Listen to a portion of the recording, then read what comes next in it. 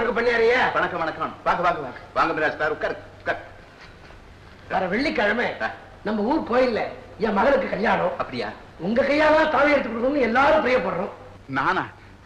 என்ன கேட்டு ஊர்ல என்ன காட்டிலும் எத்தனையோ பெரிய மனுஷங்க இருக்கிறப்போ. பண்ணியாரியா, ஒரு ஏழை வீட்டு கல்யாணம்னா தாலியை சாலி வாங்கிட்டு போய் நிக்கிறீங்க. சாவுன்னு வந்துட்டா எல்லா செலவும் நீங்களே ஏத்துக்கிறீங்க. பஞ்சம்னு வந்துட்டா ஊருக்கு வாரி வாரி கொடுக்கறீங்க. அப்படி இருக்கும் போது அது யாருங்க உங்களை மிஞ்சி பெரிய மனுஷன்? எல்லா புகழும் என் கடவுளுக்கு தான். விமலா,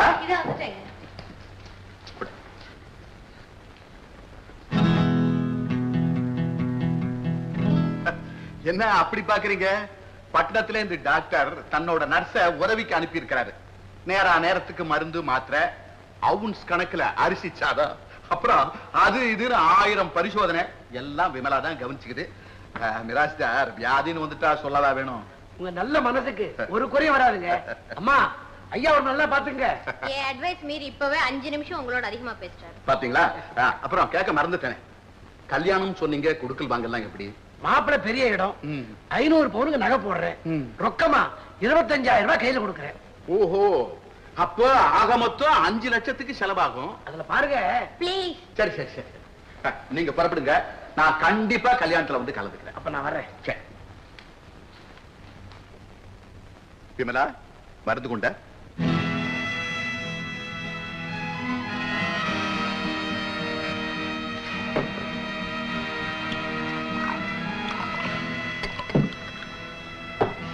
வெளி உலகத்துக்கு இது மருந்து, உள்ள மது.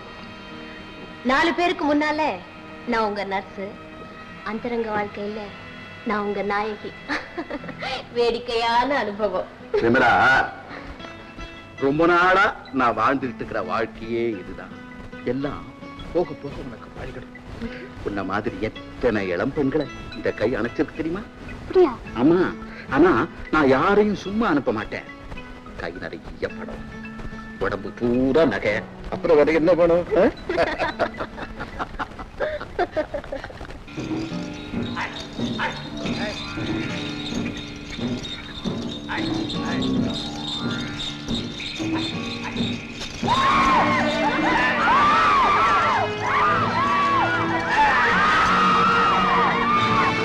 ஐயா, கோயில்ல கல்யாணத்தை முடிச்சு நாங்க எல்லாரும் ஊருக்கு திரும்பிக்கிட்டு இருக்கிறோம். எங்களை ஏன் இப்படி வழிமறிக்கிறீங்க? ஓஹோ, நீங்க எல்லாரும் கொள்ள கூட்டமா? நில்லுங்க நில்லுங்க, இங்க பாருங்க. உங்களை கையெடுத்து கும்பிட்டு கேட்டுக்கிறேன், என்னுடைய வாட்சி செயின் நகை எல்லாத்தையும் கழட்டி கொடுத்துறேன். அந்த அப்பாவி மக்களை ஒண்ணும் பண்ணாதீங்க ஐயா. ஓ நாயகளையும் கேட்டு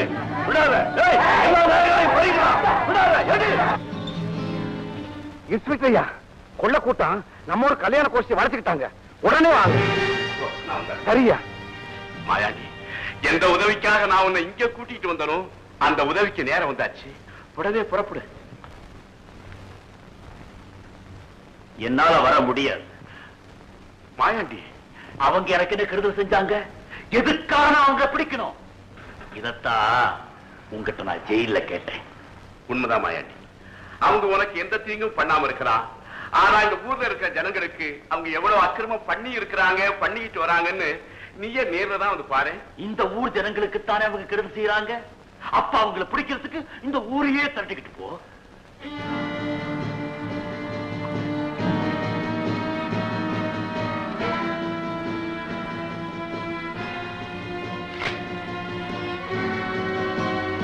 எங்க போறீங்க? உனக்கு போலீஸ்காரங்களை அழைச்சி போறதுக்கு எனக்கு நேரம் இல்ல. அதனால நானே தனியா போய் போராடி பாக்குறேன். தனியா போகாதீங்க. யாரோ எப்படியோ போய் சாகட்டும்னு நானு கை கட்டிட்டு இருக்கேன். இவனாட்ட காட்டு போராடி இல்ல, நான் வர்றேன். மாயாண்டி மாயாண்டி, ஐயோ அவர் தனியா போறாரே, தயவு செய்து அவர் கூட துணைக்கு போப்பா. உன்னை கையெடுத்து கும்பிடுறேன், அவர் உயிர் பிச்சை கூடப்பா. அம்மா, எப்பவோ தூக்கு மேடைக்கு போயிருக்க வேண்டிய இவருக்கு அப்பாதாமா உயிர் பிச்சை கொடுத்து இந்த ஊருக்கே கூட்டிட்டு வந்தாரு. அந்த ஆளு கிட்ட போய் அப்பா உயிரை பிச்சை கொடுன்னு கேக்குறியே, வெக்க கேடுமா? அந்த நன்றி அந்த மனுஷனுக்கே வரணும். நான் உங்க அப்பா கிட்ட போய் இந்த ஊரை காப்பாற்றணும்னு சொன்னேன். தேவையில்லாம என்னை எதுக்காக கொண்டு வந்து வச்சு இப்படி சித்திரவதை பண்றீங்க? உண்மைதான்ப்பா, உண்மைதான். எதுக்காக நீ சிரமப்படணும்? நாங்க என்ன உனக்கு தாயா, தங்கையா, தகப்பனா? உண்ட இடம் கொடுத்தமா இல்ல ஒருவேளை சோறு போட்டமா? எதுக்காக நீ கஷ்டப்படணும்? கஷ்டப்படுவேன். அதான் உங்க பதில் சொல்லிருக்கேன். நான் இன்னைக்கு உயிரோடு இருக்கிறதுக்கு காரணமே உங்க புருஷன் தான்.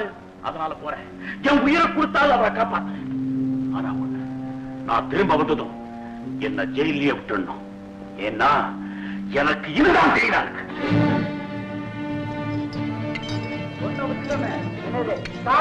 வேண்டாம்ப்பா, வேண்டாம். தயவு செஞ்சு சொல்றதை கேளுப்பா. வேண்டாம்ப்பா.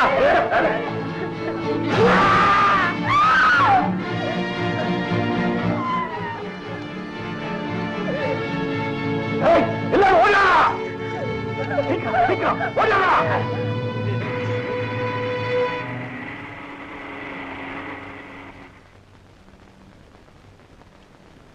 இன்ஸ்பெக்டர் ஐயா, முடிஞ்சு போச்சு, எல்லாமே முடிஞ்சு போச்சு.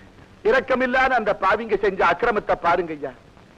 உழைப்பினால சேர்த்த பொருளை எல்லாம் பறி கொடுத்துட்டு நிக்கிறாங்களே. பறிபோன அந்த பொருளை எல்லாம் நான் வாங்கி தர முடியும். ஆனா பலியாயிட்டு அந்த உயிரை நான் எப்படி ஐயா திருப்பி தர முடியும்? எதுக்காக நீங்க வந்த? எத்தனை உயிர் பலியாயிருக்குன்னு கணக்கு பார்க்க வந்தியா? இனிமே நீ எங்க வேணாலும் போலாம், எப்ப வேணாலும் போலாம். நீ ஒரு நம்பிக்கை துரோகி, ஏமாத்துக்காரன். என் முகத்திலேயே விழிக்காத.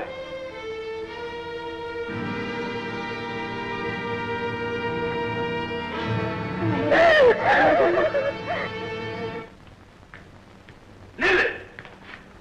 என்ன ஏமாத்துக்காரன் சொல்றதுக்கு உனக்கு என்ன தகுதி இருக்கு? மயாண்டி, புருஷ எழுதுறாமாய் போலி கடிதம் எழுதி பெத்த மகளையை ஏமாத்துறவன் நீ. அந்த கடிதத்தை படிச்சு அந்த அப்பாவி பொண்ணு ஆனந்தப்படுறத ஈவரத்து இல்லாம பார்த்துட்டு இருக்கிறவன் நீ. புருஷன் வரப்போற நாளை நினைச்சு கற்பனையில மிதந்துட்டு இருக்கிற பெண்ண கல்லெஞ்சோட பார்த்துட்டு இருக்கிறவன் நீ என்ன பார்த்து சொல்ற? நான் ஏமாத்துக்காரன்.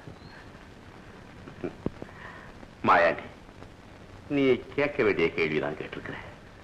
ஒரு நாள் என் மகளே கேட்பா நினைச்சேன். இப்ப நீ ஏன் கேட்டிருக்கிற? பதில் சொல்ற. மாயாண்டி, இன்னையோட 2 வருஷம் ஆகுது.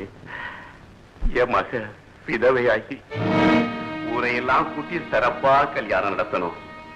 சாந்தி முகூர்த்த சரங்குக்கான ஏற்பாடுகளை செஞ்சுட்டு இருந்தோம். அந்த நேரத்துல போலீஸ் ஸ்டேஷன்ல இருந்து ஒரு போன் வந்துச்சு. நான் போனேன். ஏற்கனவே கொள்ளக்கார சங்கிலி உடைய 2 ஆட்களையும் நான் நாக்கப்பல வச்சிருந்தேன். என் ஆட்களை நீ விடுதலை செய்ய போறியா இல்ல விளைவுகளை சந்திக்க போறியான்னு சங்கிலி போன்ல மிரட்டினா. போலீஸுக்கு வரவன் இருதயத்தை கழட்டி வச்சுக்கிட்டு தான் காக்கி உடுப்ப போடுவான். உன்னால ஆனத பாருன்னு சொல்லிட்டு நான் வீட்டுக்கு வந்தேன். என் மக தனி அறையில் இருந்தா. நாங்க மாப்பிள்ளைக்காக காத்துக்கிட்டு இருந்தோம். மணமகளுக்கு அன்பளிப்பா யாரோ ஒரு பெரிய பெட்டி அனுப்பி இருந்தாங்க. பெட்டியை திறந்து பார்த்தோம்.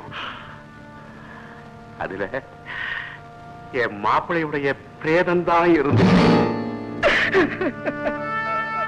மேஜரா இருந்த மாப்பிள்ளை அவசரமா தந்தி வந்து போயிட்டாருன்னு என் மகளை பொய் சொல்லி ஏமாத்தினேன்.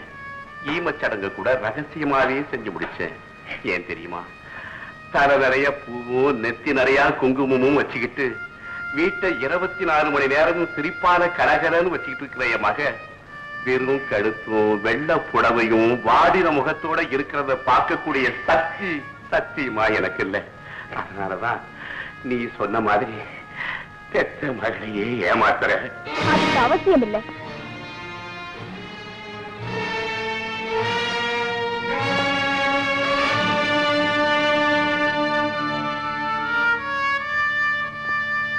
மல்லிகா, இந்த கோலத்துல வந்து நிக்க உனக்கு எப்படி மனசு வந்தது? இது என்னம்மா கொடுமை? அப்பா சொல்றதெல்லாம் கேட்டுக்கிட்டாமா இருந்தேன். நீங்க வச்சிருக்கிற அந்த நினைச்சு பார்க்கும்போது எனக்கு ஏற்பட்ட இழப்பு அதிர்ச்சியை தரல. நமக்குள்ள நடந்த நாடகத்துக்கு ஒரு முடிவு கட்டலாம்னு தான் இந்த புடவையை கட்டிக்கிட்டேன். மாயாண்டி, இந்த ஊர்ல ஒரு பொண்ணு கல்யாணமாகி புகுந்த வீட்டுக்கு போறான்னா அவளுக்கு கொடுக்க வேண்டிய சீதனத்தோட ஒரு வெள்ளை புடவையும் வச்சு கொடுக்கிற நிலைமை வந்தாலும் வந்துடும். எனக்கு ஏற்பட்ட நிகழ்ச்சி இனி எந்த பொண்ணுக்கு வராம தடுக்கிற சக்தி உனக்குத்தான் இருக்கு. அதுக்கு மேல உன் இஷ்டம்.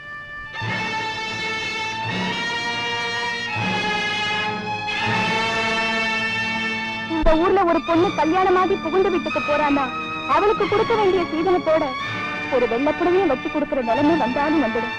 எனக்கு ஏற்பட்ட நிகழ்ச்சி இனி எந்த பொண்ணுக்கு வராம தடுக்கிற சக்தி உனக்குத்தான் இருக்கு. அதுக்கு மேல உன் இஷ்டம். நிறுத்து. நீ வீட்டுக்கு போ, நான் வண்டியை ஓட்டிட்டு போறேன்.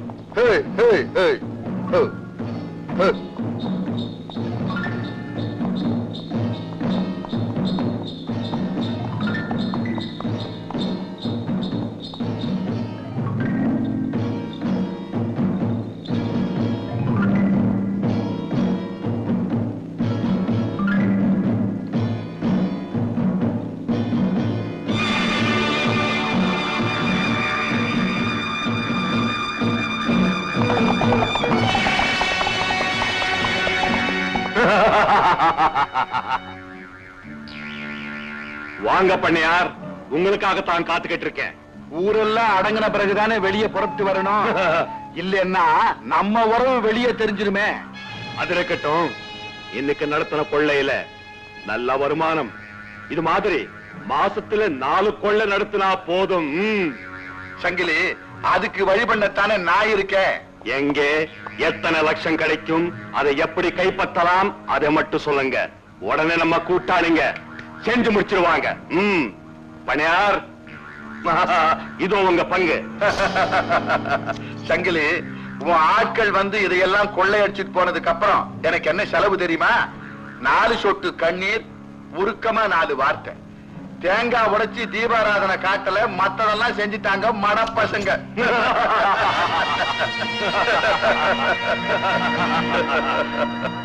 பண்ணையார், நம்ம நட்பு என்னைக்கும் இணைஞ்சிருக்கணும். பல இரும்பு பட்டிகள் உடையணும். இதுதான் என் ஆசை. அதுக்கு நான் எப்பவும் துணையா இருப்பேன். அது சரி, அடுத்த கொள்ளை எப்போ? அறுவடையாகி நெல்லையெல்லாம் ஊருக்குள்ள எடுத்துக்கிட்டு வராங்களே அப்போ. மாயாண்டி கொள்ளை கூட்டத்தை அடிச்சு விரட்டிட்டானா? ஆமாங்க, 3 பேர் செத்துட்டாங்க, மீதி பேர் ஓடிட்டாங்க. சரி சரி சரி, நீங்களா போலாம்.